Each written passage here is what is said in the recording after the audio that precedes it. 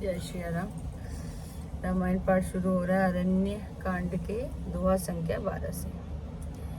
मुनि समूह में बैठे सन्मुख सबकी ओर, शरद इंदु तन चितवत मानव ने करण चकोर।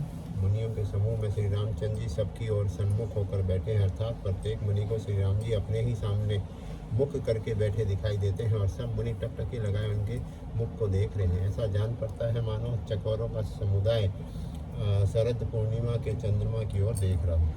तब रघुवीर कहा मुनि माही, तुम सन प्रभु अब कछु नाही। तुम जानहु जेहि कारण आयऊं, ताते तात कहीं समुझायूं। तब श्री राम जी ने मुनि से कहा, है मुनि आपसे तो कुछ छिपाव है नहीं। मैं जिस कारण से आया हूँ वह आप जानते हो। इसी के हेतु मैंने आपसे समझा कर कुछ नहीं कहा। अब सुमंत्र देहु प्रभु मोहि, जेहि प्रकार रो मुनि द्रोही। मुनि मुस्कान सुनी प्रभु बानी, पूछे हो नाथ मोहि का जानी। हे प्रभु, अब आप मुझे वही मंत्र दीजिए जिस प्रकार मैं मुनियों के द्रोही राक्षसों को मारूं। प्रभु की वाणी सुनकर मुनि मुस्कुराए और बोले, हे नाथ, आपने क्या समझकर मुझसे यह प्रश्न किया है? तुमरे भजन प्रभाव अघारी, जानहु महिमा कछुक तुम्हारी। उमरि तरु विशाल तब माया, फल ब्रह्मांड अनेक निकाया। हे पापों का नाश करने वाले, मैं तो आप ही के भजन के प्रभाव से आपकी कुछ थोड़ी सी महिमा जानता हूँ। आपकी माया गूलर के विशाल वृक्ष के समान है, अनेकों ब्रह्मांडों के समूह ही जिसके फल हैं। जीव चराचर जंतु समाना, भीतर बसहि न जानहि आना। ते फल भक्षक कठिन कराला, तब भय डरत सदा सो काला। चर और अचर जीव गूलर के फल के भीतर रहने वाले छोटे छोटे जंतु के समान उन ब्रह्मांड रूपी फलों के भीतर बसते हैं और वे अपने उस छोटे से जगत के सिवा दूसरा कुछ नहीं जानते। उन फलों का भक्षण करने वाले कठिन और कराल काल है, वह काल भी सदा आपसे भयभीत रहता है। ते तुम सकल लोकपति साई, पूछे हो मोहि मनुज की नाई। यह भर मांगऊं कृपा निकेता, बसहु हृदय श्री अनुज समेता।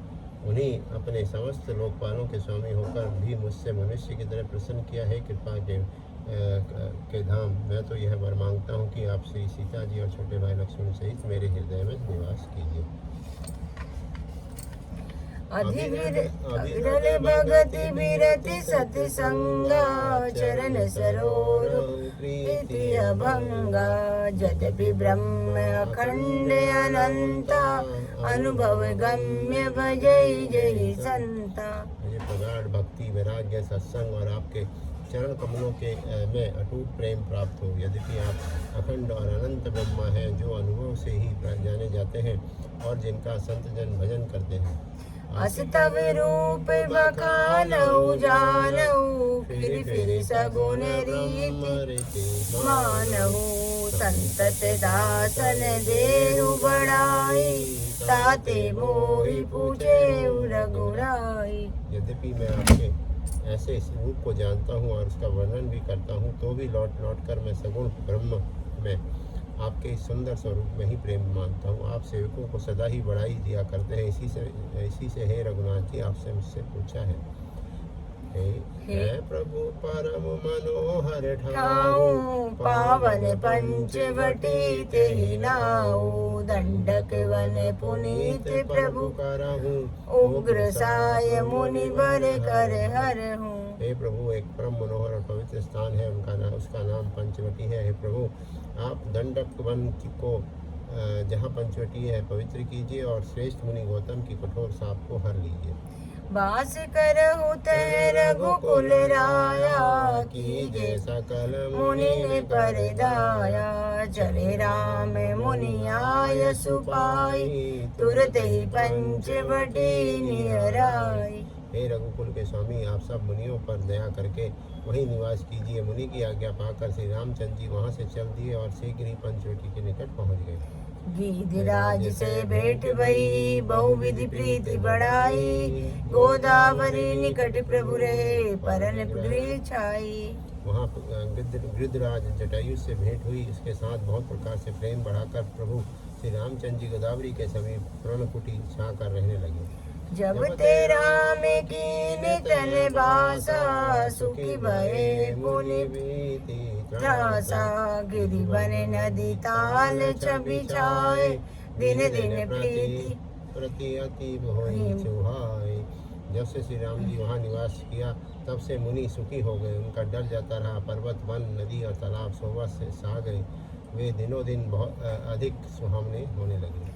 खग मृग वृंद आनंदित रही, मधु पे मधुर जत छवि लही, शोभन बरनि न सके अहि राजा, जहाँ प्रगट रघुवीर विराजा। पक्षी और पक्षियों के समूह आनंदित रहते हैं, भोरे मधुर गुंजार करते हुए शोभा पा रहे हैं। जहाँ प्रत्यक्ष श्री राम जी विराजमान है, उस वन का वर्णन सर्वराज शेष जी भी नहीं कर सकते। एक बार प्रभु सुख आसीना, लक्ष्मण वचन कहे चलहीना, सुर नर मुनि सचराचर साई, मैं पूछूं निज प्रभु की नाई। एक बार प्रभु श्री राम जी सुख से बैठे हुए थे। उसी समय लक्ष्मण जी ने उनसे छल रहित सरल वचन कहे, हे देवता, मनुष्य, मुनि और चराचर के स्वामी, मैं अपने प्रभु की तरह अपना स्वामी समझकर आपसे पूछता हूँ। मोहि समुझाई कहूँ सोई देवा, सब तज करो चरण रज सेवा, कहूँ ज्ञान विराग अरु माया, कहूँ सुभगति करहूँ जय दाया। हे देव, मुझे समझाकर वही कहिए जिससे सब छोड़कर मैं आपकी चरण कमल की ही सेवा करूं।